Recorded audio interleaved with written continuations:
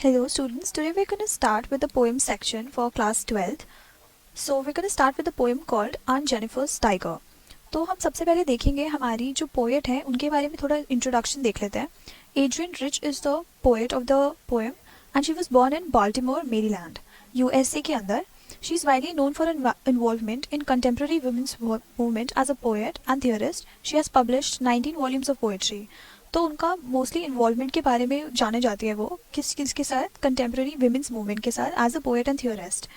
तो उन्होंने बहुत सारी वॉल्यूम्स ऑफ पोएट्री पब्लिश करी है सो फार. उनकी 3 कलेक्शंस है ऐसे की और अदर राइटिंग्स भी साथ के साथ. A strong resistance to racism and militarism echoes through her work. The poem Aunt Jennifer's Tiger addresses the constraints of married life a woman experiences. तो जो ये पोएम है इसका हमें थोड़ा सा इंट्रोडक्शन भी दे दिया गया है यहीं पर.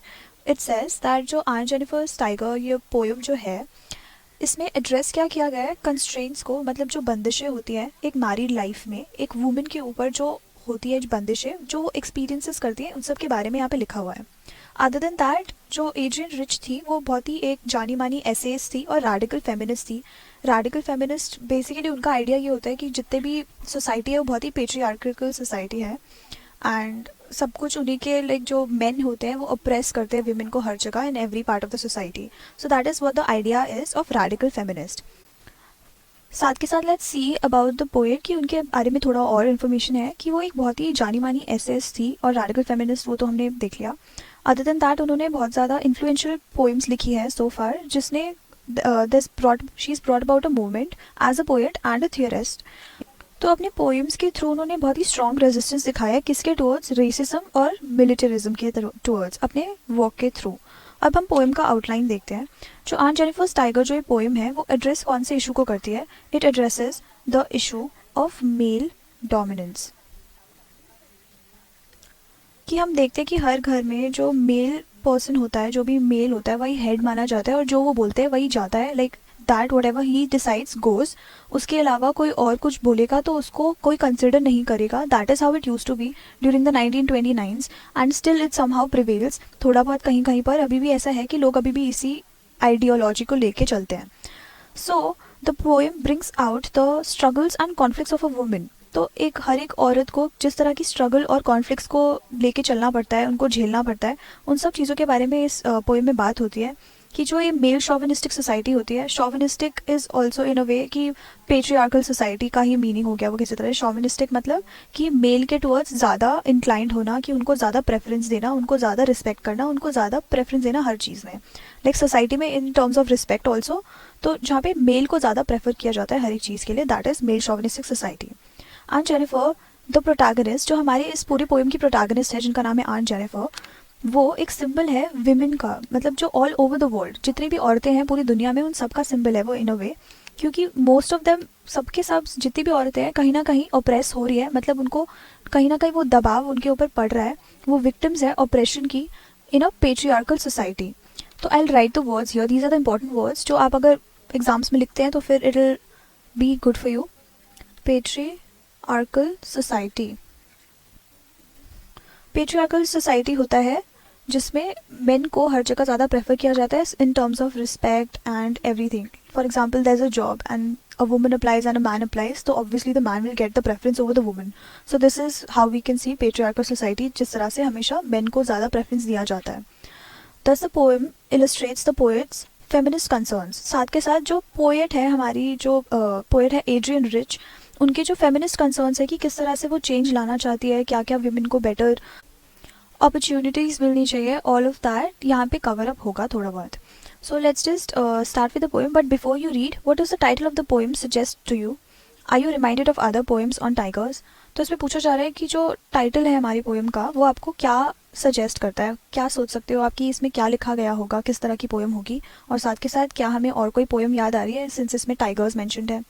सो let's just start with the poem. Aunt Jennifer's tigers prance across the screen, bright topaz denizens of a world of green. They do not fear the men beneath the tree, they pace in sleek, chivalric certainty. So this is the first paragraph. We'll see the explanation and the word meanings firstly. So firstly, let's see the word meaning of prance. Prance का मतलब होता है jump करना. मतलब जो ये tigers होते हैं एक जगह से दूसरी जगह जंप करते रहते हैं उसको प्रांस करना कहते हैं. स्क्रीन क्या है, स्क्रीन इस सेंस में यहाँ पर एक टैपेस्ट्री की बात हो रही है, एक कपड़े की बात हो रही है जिसपे वो कुछ अभी सिल रही हैं, उसके ऊपर से कुछ ड्राइंग कर रही हैं किसी तरह से। तो इसको टैपेस्ट्री लिख देती हूँ मैं यहाँ पे। तो यहाँ पे एक वॉल है और या फिर एक सरफेस है जिसको टैपेस्ट्री बोला जा सकता है। सरफेस ऑफ अ टैपेस्ट्री मतलब एक कपड़े के ऊपर वो कुछ ड्रॉ कर रही है, सिल रही है उसके ऊपर। टोपाज का मतलब क्या होता है? A bright yellow precious stone, एक स्टोन होता है येलो कलर का। डेनिजन्स होते हैं इनहैबिटेंट्स, जो वहाँ पे रहते हैं। Of a world of green they do not fear the man beneath the tree. और फिर लास्ट में हमारी लास्ट लाइन में आता है शिवलरिक। शिवलरिक का मतलब क्या होता है? ब्रेव और ऑनरेबल, कि बहुत ही ज़्यादा ब्रेव इंसान हो कोई, उसको कहते हैं शिवलरिक पर्सन, ऑनरेबल। ठीक है। सर्टेनिटी होता है कॉन्फिडेंस, कि बहुत ही कॉन्फिडेंस के साथ वो जो यहाँ पे टाइगर का जिस तरह से टाइगर चल रहा है वो सब बताया जा रहा है, उसको डिस्क्राइब किया जा रहा है। सो यहाँ पे बहुत कॉन्फिडेंस के साथ वो टाइगर चल रहा है। Aunt Jennifer's tigers prance and move across the screen और पैनल। तो जो आंट जेनिफर के जो टाइगर हैं वो उनके टैपेस्ट्री में यहाँ से वहाँ कूद रहे हैं, ऐसी वो पिक्चर बेसिकली सिल रही है एक टैपेस्ट्री के ऊपर, एक कपड़े के ऊपर। The poet describes them as bright coloured like the shining golden yellow jewel topaz.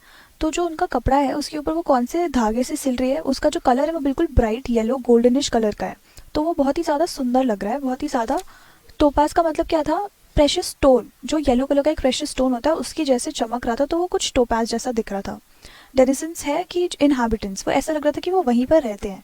They are free inhabitants of the green forest. तो उसी ग्रीन कलर के फॉरेस्ट के वो इनहैबिटेंट्स हैं, मतलब वो वहीं पर रहते हैं। And are not scared of the men standing under the tree. और जो यहाँ पे लोग खड़े हैं बीनीथ द ट्री, यहाँ पे जो थर्ड लाइन में हम देख सकते हैं, यहाँ पे लिखा है they do not fear the man beneath the tree. जो भी लोग खड़े हैं पेड़ों के नीचे, उनसे वो बिल्कुल भी नहीं डरते। They pace in sleek chivalric certainty. और वो जिस तरह से चलते हैं, उनकी ग्रेस और एलिगेंस को बताया गया है, उनकी कॉन्फिडेंस को बताया गया है, जिस तरह से ये टाइगर्स मूव करते हैं जब ये अपने इनहैबिटेंट एरिया में, मतलब जहाँ पे वो रहते हैं वहाँ पे वो ऐसे चलते हैं जैसे वो पूरी जगह को ओन करते हैं। तो यहाँ पे उनका बता रखा है कि उनका ग्रेस और एलिगेंस कितना ज़्यादा था, जो टाइगर्स आंट जेनिफर अपने टैपेस्ट्री के ऊपर सिल रहे हैं, अपने टैपेस्ट्री के ऊपर बना रही हैं। फिर हम आते हैं सेकेंड पैराग्राफ में। Aunt Jennifer's fingers fluttering through her wool find even the ivory needle hard to pull. The massive weight of Uncle's wedding band sits heavily upon Aunt Jennifer's hand. So this is the second paragraph. Let's see the meanings first. So in the first line we can see fluttering. Fluttering क्या होता है कि बहुत ही ज़्यादा move कर रहा हो, कुछ चीज़ ट्रेम्बल कर रही हो, काँप रही हो। तो जो आंट जेनिफर की फिंगर्स है वो काँप रही है। उसके बाद आइवरी नीडल, वो आइवरी नीडल यूज़ कर रही है। नीडल क्या होता है? सुई। मैसिव क्या होता है? बहुत ही ज़्यादा बड़ा, ह्यूज वेट। ठीक है, यहाँ पे वेट को डिस्क्राइब किया गया है, तो ये बहुत ही ज़्यादा बड़ा वेट है, बहुत ही हैवी वेट है। वेडिंग बैंड क्या होता है? वेडिंग बैंड होता है वेडिंग पैक्ट को सिग्निफाई करने वाला कुछ एक बॉन्ड। जैसे फॉर एग्जांपल कुछ लोग मंगलसूत्र पहनते हैं in India, but like in some places they wear wedding rings. So यहाँ पे आंट जेनिफर के हाथ में एक वेडिंग रिंग है जो बहुत ही ज़्यादा हैवी है, जो सिग्निफाई करती है जो उनके हस्बैंड है उनसे उनका जो मैरिज है, उसके मैरिटल ड्यूटीज़ को सिग्निफाई करता है। Sits heavily upon aunt Jennifer's hand. तो वो बहुत ही हैवी है उनके लिए, उनके हाथ में जो वो भार है वो उनको बहुत ज़्यादा हैवी लग रहा है। सो अब इसका एक्सप्लेनेशन देखते हैं।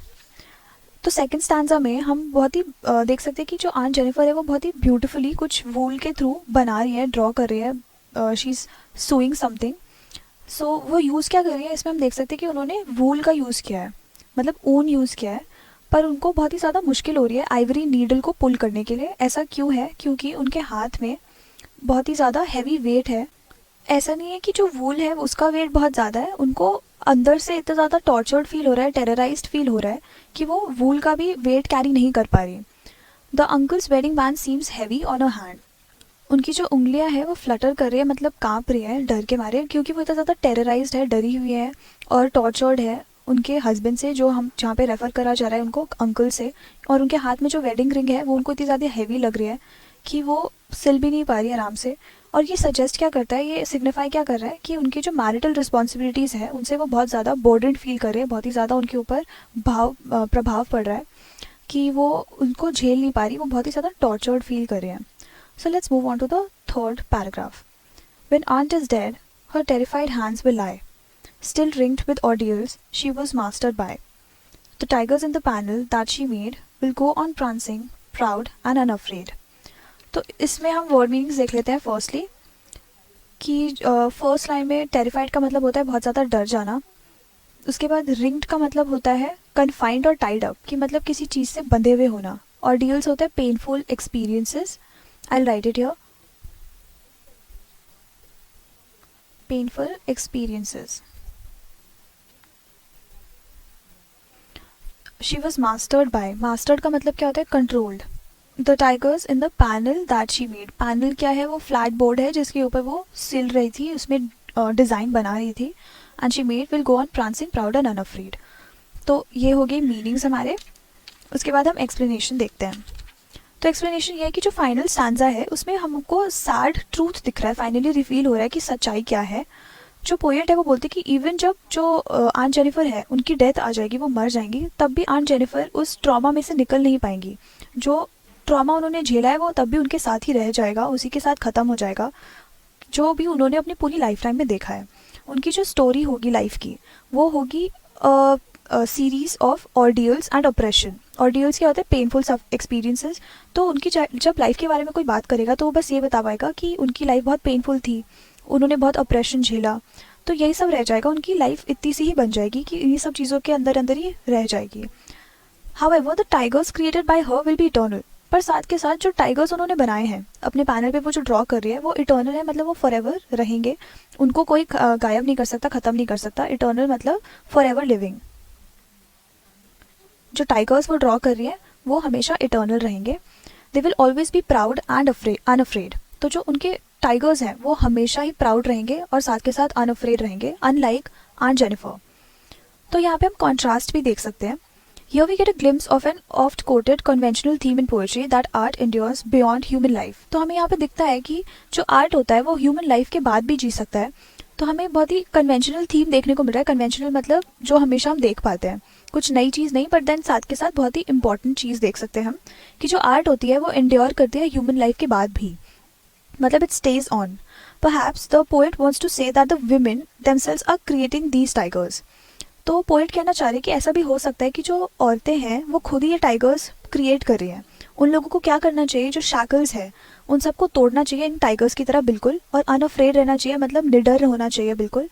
One more thing that can be inferred to from the poem is that aunt Jennifer, who for long has borne the miseries she was subjected to, now longs for freedom from dominance and male chauvinism।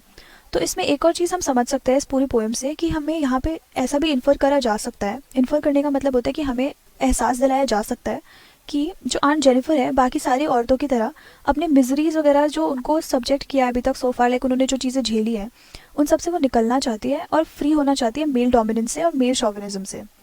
So by the end of the poem we get that aunt Jennifer जो है वो काफ़ी कोशिश कर रही है, उनको अंदर ही अंदर बहुत ज़्यादा डिज़ायर है कि वो इन टाइगर्स की तरह इटर्नली प्राउड रहें, हमेशा बहुत ही ज़्यादा कॉन्फिडेंस के साथ, किसी से ना डरे, प्राउड रहें, हमेशा प्रांस करें यहाँ से वहाँ। मतलब प्रांसिंग हमें इन अ वे फ्रीडम जो है सिग्निफाई करता है, कि जो टाइगर्स होते हैं वो किसी की नहीं सुनते, वो कहीं भी जा सकते हैं और कुछ भी कर सकते हैं, और वो हमेशा बिल्कुल ही एलिगेंस के साथ चलते हैं, उनको किसी का डर नहीं होता।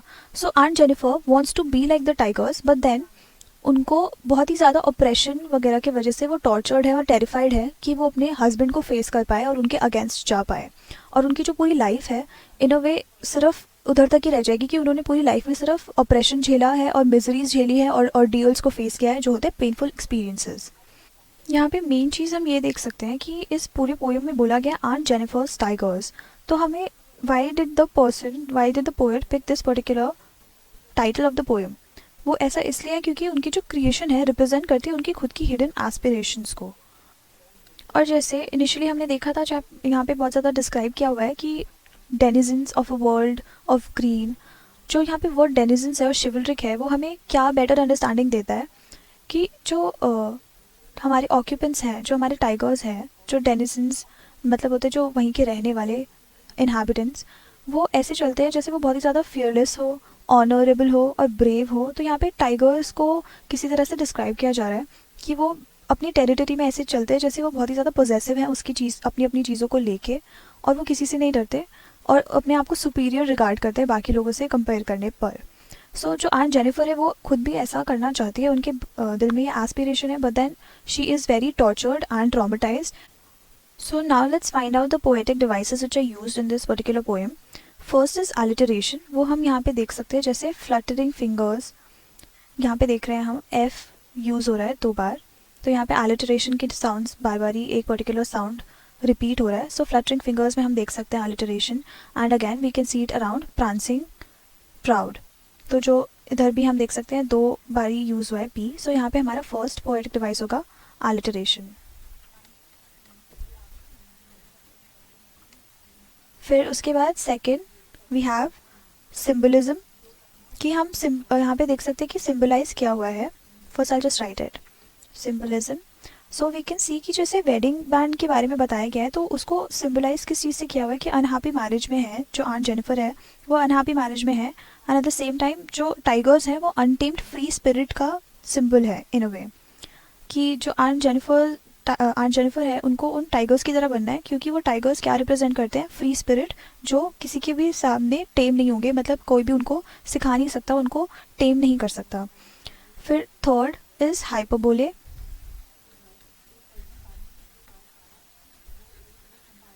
हाइपरबोले वी कैन सी कि हमने यहाँ पे देखा बहुत ही ज़्यादा एग्जैजरेट करा हुआ है। इधर देखा है हमने कि जैसे the weight of husband's wedding ring, तो एक रिंग का वेट कितना ज़्यादा हो सकता है, ज़्यादा नहीं हो सकता ऑब्वियसली, बट देन उसमें इतना ज़्यादा वेट था अकॉर्डिंग टू आंट जेनिफर कि वो अपनी सुई भी नहीं हिला पा रही थी। आइवरी नीडल को भी वो पुल करने में उनको बहुत ज़्यादा मेहनत लग रही थी। तो हम यहाँ पे देख सकते हैं कि वो बहुत ही ज़्यादा एग्जैजरेट करके लिखा हुआ है। Again we can see the fourth poetic device would be paradox. Paradox हम कैसे देख सकते हैं, एज वी कैन सी कि जो आंट जेनिफर थी वो बहुत ही ज़्यादा टेरिफाइड थी और वो मास्टर्ड बाई थी, मतलब टेम्ड थी। उनके जो हस्बैंड थे उनको एक एनिमल की तरह टेम करके रखते थे, मतलब उनको सिखा के रखते थे, उन्हें ट्रेन कर रखा था इन अ वे। और एक ऐसे इंसान ने क्या क्रिएचर्स को ड्रॉ किया जो बहुत ही ज़्यादा कॉन्फिडेंट होते हैं, उनके आर्टिस्टिक एंडवर्स दिखाई देते हैं कि वो कितनी ज़्यादा आर्टिस्टिक है और वो बहुत ही अपने एस्पिरेशंस को पुट फॉरवर्ड कर रही है इन अ वे।